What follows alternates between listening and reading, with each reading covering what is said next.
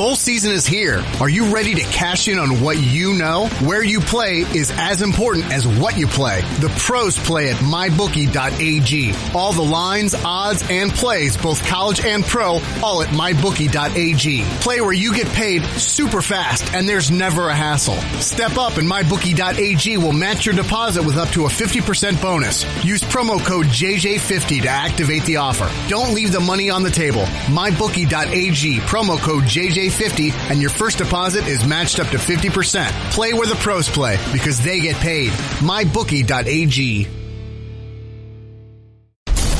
And now, Jalen and Jacoby on ESPN Radio. When I pop the trunk, head the dirt. Y'all pop the trunk, I pop the hood. Now act stupid, I'll pop the trunk. Now give me a boom. He is Jalen Rose. What up, Dome? I'm David Jacoby. And on the cool check-in, center stage on the mic. And we putting it on wax. It's the new style. What do? We get people what they want. Podcast listeners, we will never, ever leave our podcast listeners behind. We have some very exciting announcements for the continued evolution of Jalen and Jacoby in 2018. We're going to wait until we hit you with those. We always say we won't leave you without a dope pod to step to, but we did. I went on vacation. I was hanging out in Mexico with my wife. No dope pod to step to. I need a vacation. Wednesday, Thursday, or Friday. But guess what? I need a vacation. Left the kids behind. Sat by the pool. I need a vacation. Had some tequila. Had some expensive tequila. You know what? You don't go and drink Cuervo when you're 40. You know what I mean? You go down there, and my wife discovered, because we're trying to, stay trim, and she was like, I could have a margarita, or I could save myself all the calories and just get some nice tequila on the rocks. So me and my wife were sipping Don Julio 70 with a little bit of lime juice in there. Shout out. Next thing you know, it's 5 o'clock. You've had about 7 of those, and you're tired. Things got exciting. It's a great time. It's a great vacation. Shout out to my wife. I have to ask this question for the people without getting too detail-oriented. The answer is no. Do I got a niece or a nephew on the way? The answer is no. The answer is no. The answer is no. No, and no.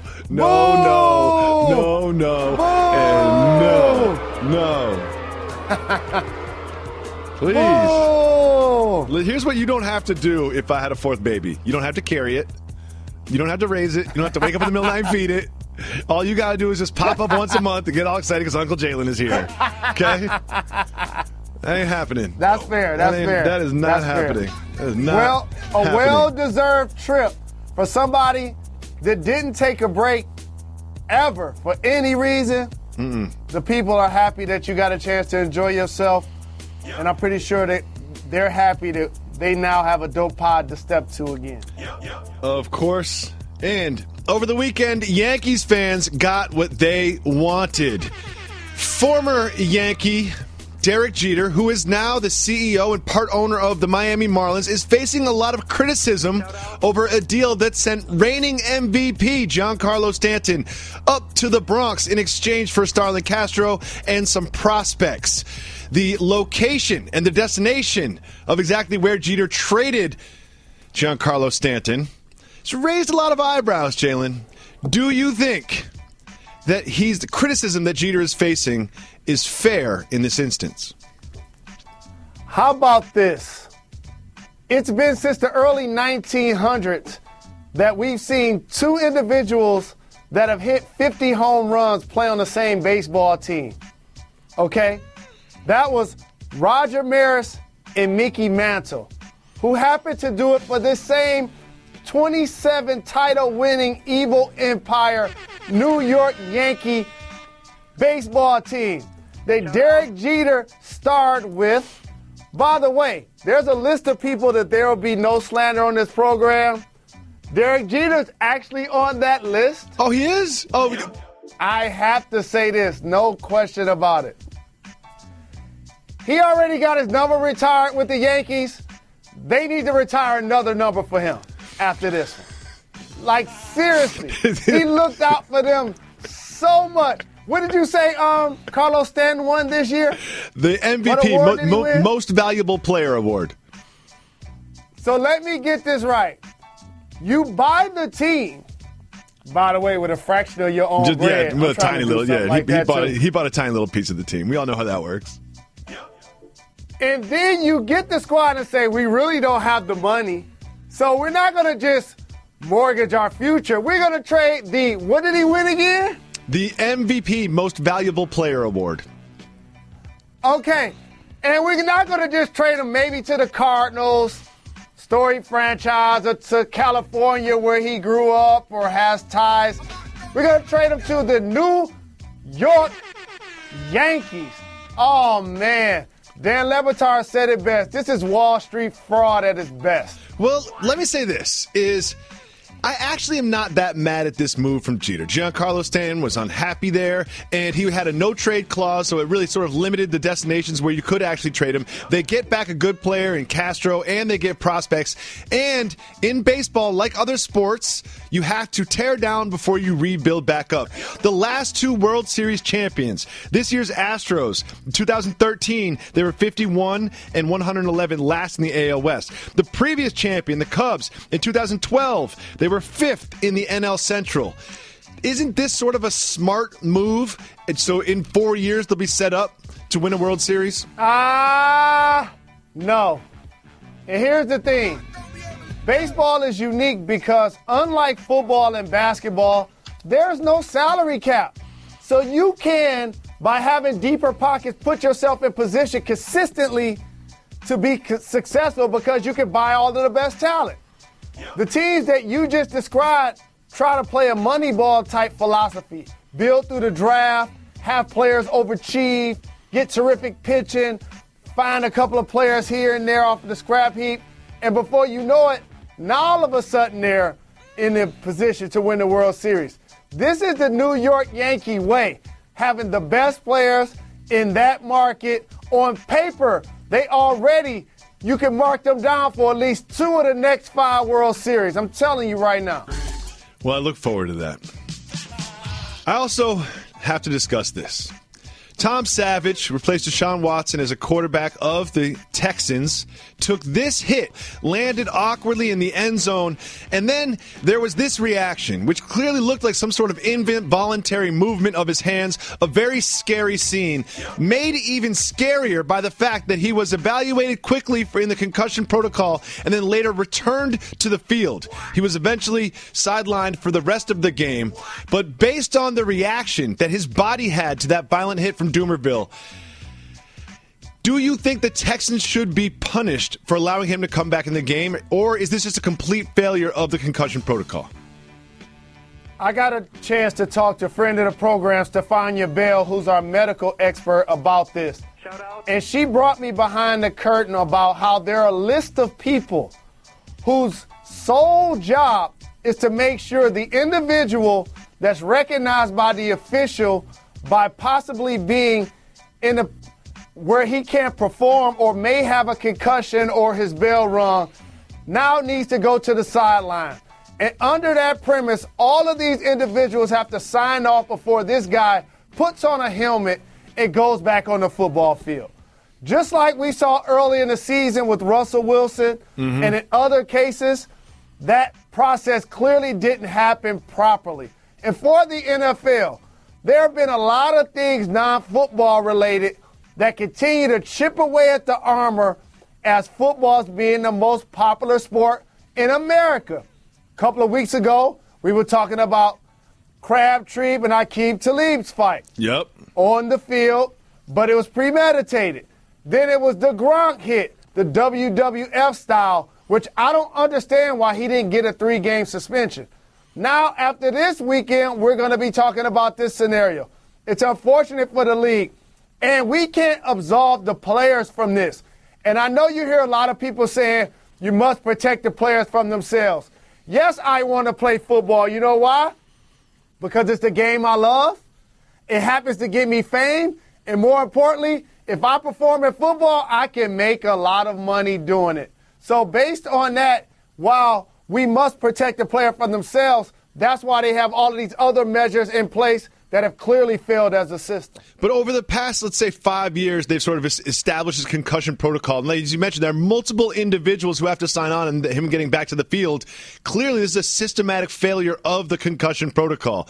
I mean, you don't have to be a doctor. You can just be a casual human being to see that he was injured after that hit, to see that he was concussed. He was involuntarily shaking, as I once have done after a really bad concussion. And let me tell you, he should not be able to go back in the game. This whole thing needs to be torn down and rebuilt back up, because we've seen it at least 4 or 5 times this year, and it absolutely has to change in the NFL. But also, Jacoby, it's a mentality that we have as a society, in the media, and as fans. On one breath, you'll say that about Savage. On the other breath, you'll say, man, that Carson Wentz stayed in the game after he tore his ACL. What a tough player. The kind of guy I'd love to have on my squad. So that's where you create that level of balance that the players have to find a way to tightrope. And we must stop talking about football, and I see so many pundits do this like it's actually life or death. No, it's not. It's not combat. They're not Navy SEALs. They're not police or firemen. They're football players, a sport that was way too violent for me to play. But it's not fatal. I don't see players risking their quote-unquote lives to play football. But now, since we've brought that full circle, everybody needs to work in accordance to make sure you keep the game safe and clearly continue to protect the players. Absolutely. And you mentioned earlier, Carson Wentz sort of almost was running towards the end zone here in a big game against the Rams, gets hit awkwardly. The touchdown actually didn't count. As you mentioned, he did stay in the game and threw a touchdown pass, but then he was carted off through the tunnel into the locker room, and we now know that Carson Wentz, a potential league MVP, has a torn ACL and is out for the rest of the season. Jalen, does this mean that the Super Bowl dreams of the Philadelphia Eagles are all but lost? Absolutely. We know they're not winning a Super Bowl with Nick Foles, and it's unfortunate because they have a terrific team all around, the skill positions, the defensive side of the football also. And again, we go back to the NFL, the concussion issue, the opioid issue, now multiple injuries to star players, quarterbacks like Luck and Watson, J.J. Watt, Odell Beckham Jr., the list goes on and on of notable injuries. Richard Sherman, Chancellor, Edelman. You get the point. Bowl season is here. Are you ready to cash in on what you know? Where you play is as important as what you play. The pros play at mybookie.ag. All the lines, odds, and plays, both college and pro, all at mybookie.ag. Play where you get paid super fast and there's never a hassle. Step up and mybookie.ag will match your deposit with up to a 50% bonus. Use promo code JJ50 to activate the offer. Don't leave the money on the table. Mybookie.ag, promo code JJ50, and your first deposit is matched up to 50%. Play where the pros play because they get paid. MyBookie.ag. Chris Paul dealt with an injury early in the season, and he has played the last 9 games for the Houston Rockets. In those 9 games, the Rockets are 9-0. Jalen, let's be honest, both you and I, off and on wax, we're a little skeptical about Chris Paul's fit in Houston with the Rockets system. How has this worked so well for them? You got to give Daryl Morey a lot of credit, the general manager, who continued to steadfast with the system of launching three-point shots, shooting layups, or getting to the free throw line. Bringing Mike D'Antoni in town, a coach who made it famous while he was in Phoenix. And then obviously James Harden, who they got from OKC, who's become an MVP candidate along with LeBron James. I think they're going to be in that conversation clearly as 1 and 2. Way too early to have that conversation. But what about Chris Paul? Leaving the Clippers clearly left a hole in what they chose to do because they haven't gotten off to a really good start. They dealt with a lot of injuries.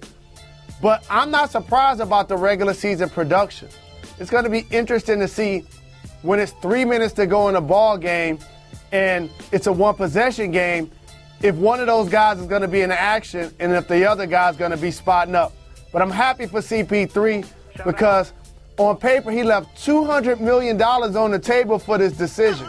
So I think he has something more in mind than just what's going to happen this year. You mentioned Mike D'Antoni, and he's not exactly known for his defensive scheming or his focus on defense. And one thing that's really stood out to me about this team, when you have Luka Bamute and Ariza and you have PJ Tucker, they have been playing great defense. As a matter of fact, they're top 5 in defensive efficiency on the season. In the last 9 games with Chris Paul, they're number 1 in defensive efficiency. How have they been so good on this end? It isn't about necessarily making an emphasis. It's about having the personalities of a player and then coaching a philosophy that everybody's comfortable with. And each of the guys you mentioned are willing to play defense. Yes, they're productive on the offensive end, in particular Chris Paul, obviously, with his playmaking and scoring, and Trevor Ariza with his three-point shooting. The reason why Tucker's in the league is because of his toughness. Bamute, the exact same thing, who became a three-point shooter. So when that's the personality of the player, it now becomes something that you can implement on a nightly basis. Well, Jalen, this certainly won't be the last time we discuss this, and it is, where is LeBron James going to play professional basketball next year? Sam Amick of USA Today did a piece about LeBron James possibly joining this team that we're talking about, the Houston Rockets. They could make the cap space work. They get rid of Ryan Anderson, and you re-sign Chris Paul, perhaps at a discount. You bring in LeBron. You've got LeBron, James Harden, CP3, the other players that we already mentioned.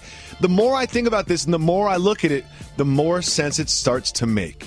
Could LeBron James join the Houston Rockets this offseason? This isn't earth-shattering news for anybody that hasn't paid attention. The Banana Boat Boys hope to play together one day. So it's for us to now speculate where that's going to be, and each person's going to do that on a daily basis, myself included. All you got to do is follow the fact that LeBron James has how many years left on his contract? 1, and he's going to opt out.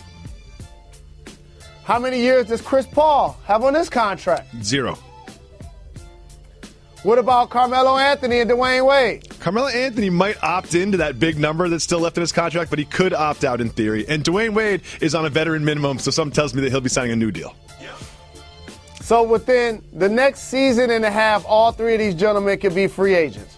If it was up to them, it's been acknowledged that they would like to play together. Now, where could that truly happen? You just described one of the places.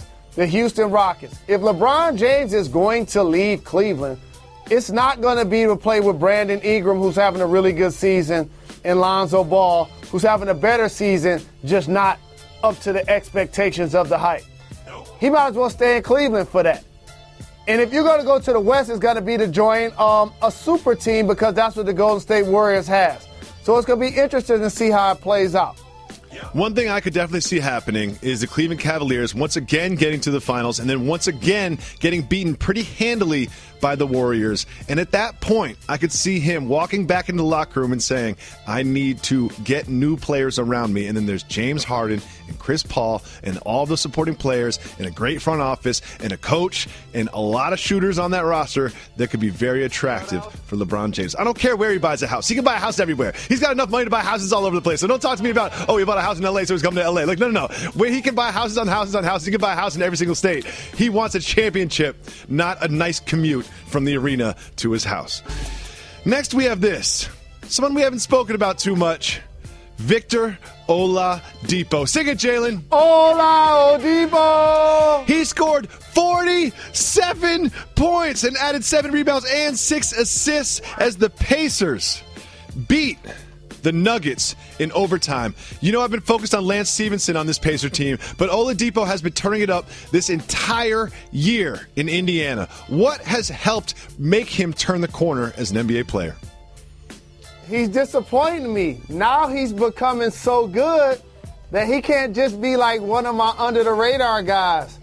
Because I remember being on the baseline. Indiana was hosting the Michigan Wolverines. And this guy did a couple of power dunks, including the 360. I was like, he gonna be a player in the league. Then, like so many young players, you get drafted to a squad, but it's not necessarily the best fit in Orlando. You show that you can play in the league, but not necessarily have long-term success there. They move you to OKC, and Russ like, you know what, this is my squad. I got the rock. I'm averaging a triple-double. I need you to do these couple of things. And then they have a chance to get Paul George, and they like, who y'all want? Take him. Sabonis? Take him. Oladipo? Take him. And all of a sudden, he comes home, he gets rejuvenated, he's playing terrific in the Eastern Conference. I'm happy to see the way he's balling, and I think it's going to continue. Jalen Cam Newton did it again. No, I'm not talking about the rushing yards and the passing yards in the big statement win against the Minnesota Vikings. Of course, I'm talking about this ridiculous post-game outfit. Now, as if the sweater wasn't enough, as if the shawl on the jacket wasn't enough, he went ahead and wore what can only be described as like a cowboy hat with no brim or like a fez hat with no tassel. It's an extra reach. Should we give him credit for being original, or is he only original because no one would wear a hat that looks that stupid? We got to let Cam rock at this point because he's consistently worn outfits that he knew that other people were going to look at and either love or hate. This is something that he's purposely doing. And shout out to fellow Detroit player Devin Funchess, who's become his number one receiver in balling. Now that Carson Wentz is down, there are two pillars that are happening in the NFC. The team that's won the Super Bowl before, New Orleans, the upstart team in the Rams, and two teams that have been there but come up short with MVPs, the Falcons and the Carolina Panthers. And now you get a Super Bowl winning quarterback returning potentially in Aaron Rodgers. It's going to be a great race. I would love to see how my Detroit Lions fare as the season progresses. You're still talking about the Lions? Also, great analysis on the hat. Moving on. Bills fans are a unique bunch. They really enjoy the tailgating outside of the stadium on Sundays. They love to jump through tables, and as we get later into the season, tables are not enough to jump through. Now we've got them jumping through grills. And during the game, in a blizzard, you got these 5 Bills bros in what looks like the front row, shirtless, watching the game in the snow. Jalen, watching the game shirtless in a blizzard, is that cultural? No question. I remember going to Michigan. It's like Thanksgiving. It's snow on the ground. I looked around, and individuals that look just like the people pictured in Buffalo were wearing shorts and flip-flops. I'm like, I got on the Scully, a hoodie, and a winter coat. And here's the other thing I must stress. Uh-oh. And we putting it on wax. When you're watching ice skating or skiing or bungee jumping, shall I go on? Yes, it's cultural. I understand. Don't forget, if you call 985-80-JALEN, you can leave us a voicemail. Ladies. Hey, ladies! Make sure you call up 985-80-JALEN and leave us voicemails for Wednesday's show. We do all female voicemails on Wednesdays, but today we're taking all callers like this one. Jalen and Jacoby, what up, though? I want to give you a soft move or boss move. So my little brother, he's at the home opener for the Knicks game versus Detroit. They're giving out T-shirts. He grabbed the T-shirt, and he notices a 6-foot-something guy trying to grab his T-shirt from him. He turns around, and who is it? Jalen Rose. Come on, man. Do you need that shirt? Okay. Soft move or boss move. Jalen, when did this happen? He said it was it the Pistons game you were at? Is that what it is? Because I don't think that you were grabbing T-shirts. Because I was there, too. And I don't remember this happening. I don't remember this happening at all. And another thing I know, we've spoken about this, I have a strict policy about flying gifts into the crowd. Baseballs, if anything flies into the crowd of a concert or a sports arena, the first thing you do is you grab it and you give it to the closest, cutest child around you. That's what you do. And you got to make sure that child is wearing the home team's uniform, because that is the protocol for anyone over 26 years old. If you get something that is launched at you from a T-shirt cannon, if you catch a foul ball, if anything happens to you, you always give it up to the cutest, nearest child. Even if it's like bobblehead night or whatever, you don't care about the Ron Baker bobblehead. You know what I mean? You don't got to take the Ron Baker bobblehead home. But you know who does care about the Ron Baker bobblehead? Kids. So give it all up. If you get something free, at an NBA or NFL or MLB arena, you have to give it up to a kid. And I refuse to think that I'm doing a show that my career is based on a relationship with a man who would grab a T-shirt from a child and not give it back, or smile and then give it back, or make a joke about it and then give it back. We see so many of these instances take place, in particular in baseball, where somebody hits a foul ball or a home run, and adults are pushing kids out of the way to get what they think is a souvenir that's going to mean something to them once they leave the ballpark. Mm-hmm. We have a steadfast rule on this show that we're not going to lie to the people. Nope. And I must say to our caller, your brother lied to you. I was not only at the game. This is a Pistons-Knicks game we went to. Of course. Yeah. We were sitting in the owner's seats. I was with Jacoby and Molly. All we were doing was eat, drinking, and being merry. Nobody even threw shirts in our direction, let alone I was tussling with somebody for a T-shirt. That wasn't happening. And another thing is, if I remember correctly, there was a group of 8 13-year-olds that moved down to sit next to us. There was no T-shirts going into our area that they weren't grabbing, because those kids were wild. They would have climbed on top of each other and made sure they came home with a T-shirt. Those kids were fun, though. Now, here's what I will say. I hope your brother that told you this is of drinking age, because maybe he had a couple of beverages. Yeah, that might be a failed test. That might be a failed test. You might have been in the vicinity, but you certainly didn't grab a T-shirt from anybody. I don't even know what to say. And also, what happens with those T-shirts is you're always so excited because it has the Knicks logo on the front, but then it's got a gigantic Citibank logo or whatever on the back. The sponsor logos are so big on those T-shirts. Come on now. I'm not going to turn myself into a Citibank billboard. And I'm a Pistons fan. What I'm trying to grab a Knicks shirt for? Do you know what I do like, though? I do like those parachute drops from the ceiling. You know those ones? Because you can see it kind of coming down for a long time. It's a lot more dramatic than the T-shirt cannon. I'm surprised the T-shirt cannon hasn't led to a couple lawsuits yet. I thought you was going to say you like the cheerleaders, not no T-shirt drop. No, man. Well, AK just notifying us that Matt Barnes retired today. What do you think he'll be best known for? I got love for Matt Barnes. I'm happy that a gentleman who continued to reinvent himself was able to play 15 years in our great NBA. Yes, he's had some turbulent times, got ejected from some games, but he's also won a championship with the Golden State Warriors. I'm happy that he gets a chance to possibly do it on his own terms until another team calls between now and the playoffs, and he's probably back in the league. But I will say this between now and then. I wouldn't want to be Derek Fisher. No.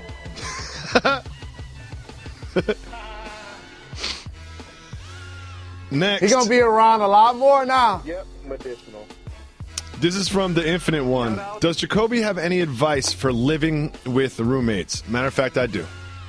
My first piece of advice, if you have the financial means, don't live with anybody. Okay? Live by yourself until you find a significant other that you want to cohabitate with. That's the first. But we're all young, and what happens is sometimes you have to just make those decisions for necessary reasons. Split the bill. And then my advice is this. This worked out for me, but I do not suggest moving in with a close friend. Because you want to have roommates that you trust and that you like spending time with, but you don't go out together. Because you never want to have one of your friends leave the house on a Friday night at 8 o'clock, your roommate, and then you're like, oh, where you going? And then it's a thing about whether or not you're going to hang out together. You want to live with your friends, but you don't want to be up each other's world like that. You kind of want friends of friends, or you want people that you're cool with, but when you leave the house, they don't ask you any questions. You're not expected to hang out with them outside of the house. You keep that relationship in the house. That's my advice. My advice is to try to have a roommate who can afford to pay more than you. Oh, okay. Because a lot of times, and you mentioned it, you're looking for a roommate for a reason, to share the bills. Exactly. You want to be the person looking at the other individual saying, they might be an issue on the first than the other way around. Yeah, exactly. Exactly. Also, definitely, I'm telling you, I did this in college. I was trying to be a roommate with C-Webb our freshman year. I'm like, I don't care if it costs $300 a month and it's an hour from campus. I need my own space. Really? Like, straight up. Really? You did not have a roommate in college? For part of our freshman year. Rest in peace to Lamont Carter, a.k.a. Juice, who's good friends with Juwan Howard. He came to Ann Arbor to go to college while Juwan was going to Michigan. He's also my friend. I told him I'd rather pay you than have a roommate that, along with me, is going to be doing all of the stuff you just described. It's like building a team. You don't want everybody partying out at the same time every night. It's like having a team. You can't have everybody help the grade point average. There's certain things you have to balance out. And if one of us is going to be using the bathroom in a 40-ounce bottle at 11 at night and placing it in the hallway, you can't have two of us doing that. That's fair. Shout out to my roommate, Mike. Shout out. We had a great room. Boom wants to know why Jalen neglected his hair lining in his younger days. Great question. Great question from Boom. Great question from Boom. Why was your hairline not always a priority in your life? Well, first off, and it still reigns true today, when you're young and or immature and or rough and tumble, you think your appearance makes you tough. So I already had bumpy skin and scars on my face. I had bad teeth. So if I have a bald head, it fit right in. Yeah, like the pretty boy thing wasn't on the table back then. You know, yeah. It wasn't on the table, so you had to go a different way with it. That wasn't even an option. You had to go a different way with it. And here's the second part of that. When I finally started making bread and I was in the league, I realized something else. I'm really particular who cuts my hair. Oh, I know.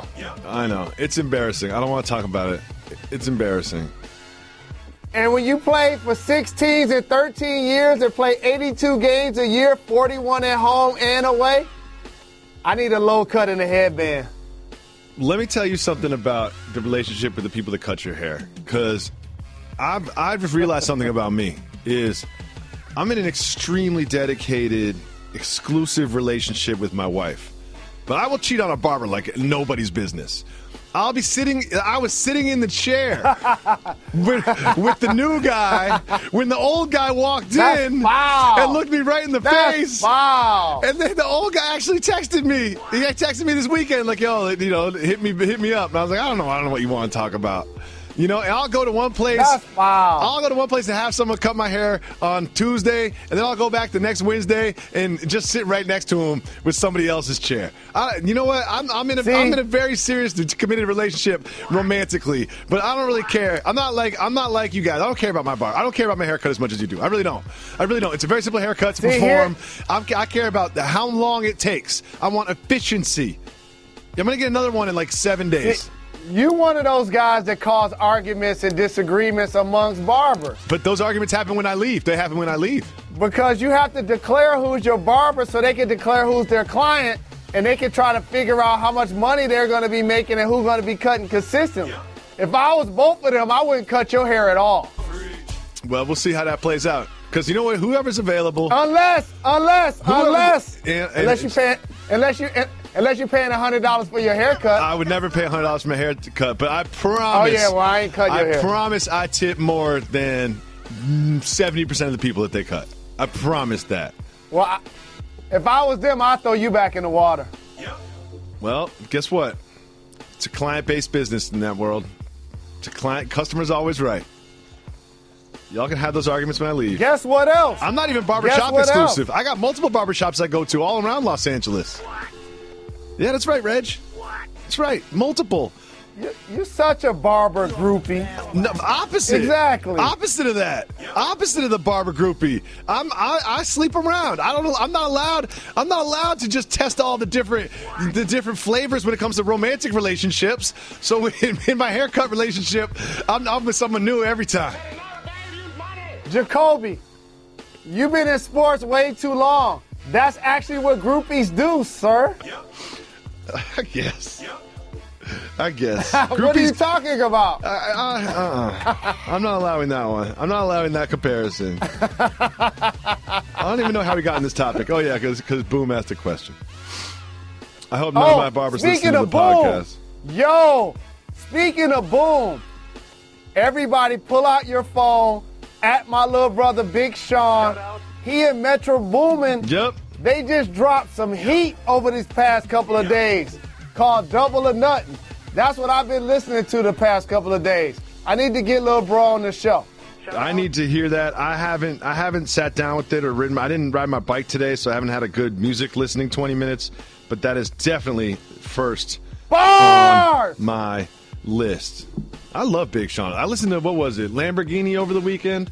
And I was like, man, this guy's been doing this for a while. Bars! Finally, we didn't really get a chance to talk about it during the television show, Jalen. But the scene at the end of the Seahawks-Jaguars game was perplexing and disturbing. And there's just now news that Shifter is saying that no one is being suspended. I cannot imagine a world in which Michael Bennett is not suspended for his behavior during the final couple snaps of that game. Like, how do you not suspend Michael Bennett for that? It's intentionally trying to injure somebody. I've been this dude before. Of course you're not. Never that. I've been this dude because when you play for as long as I have, 20 years organized, middle school, high school, college, and the pros, you're on all types of teams and you've seen all types of outcomes and all types of environments. And I've been that guy on the squad, and here's a term for what I saw. Sore losing. I've been there before. You're getting beat. It's still time on the clock. I remember vivid times as a member of the Bulls. Oh, man. We down 10. It's like 2 minutes to go. I'm just out there hacking. I wonder how many fouls I averaged that year. I bet when I played for the Bulls, I averaged more fouls than at any time of my career. I'm sure that's But it's the the exact same thing that you're describing. So I get that Bennett was disappointed after last week. We were talking about the Seahawks had made the leap and Russell Wilson was playing like Eagles, the MVP. And they could probably do this without Cam and without Richard Sherman. And then you come back the next week and you get thumped. But I got to give props to the Jacksonville Jaguars because they've been consistent on defense, rushing the quarterback, getting sacks. Of course, when you got a guy named Jalen, just like in Philly, he going to be able to cover and make plays. So, that wasn't just something that people was used to hearing. The Jacksonville Jaguars beat the Seattle Seahawks. Of course. But if Blake Bortles keep playing like he's playing, I don't think that squad is a fluke. I don't think so either. Well, we have this now. There are 2 women in the past week have told tales of paranormal passion. One woman said that she had amazing sex with a 19th century ghost, and then another woman has broken up with her fiance because she had multiple partners of the ghost variety, and she felt bad about it. Jalen, is it cheating if you have a significant other, but you also have a sexual encounter with a ghost? Here's what cheating is. Doing or saying something you would not do or say if your mate was not present. So, yes, that is cheating. Interesting, because wrinkle. you can say that you were having thoughts of a ghost, but you're really having thoughts of someone else, lying and say it was a ghost. So, yes. What do you think? I think that I don't want to get in trouble, so I'm going to say goodbye. We'll be back tomorrow. Jalen and Jacoby. Thank you. You're far too kind.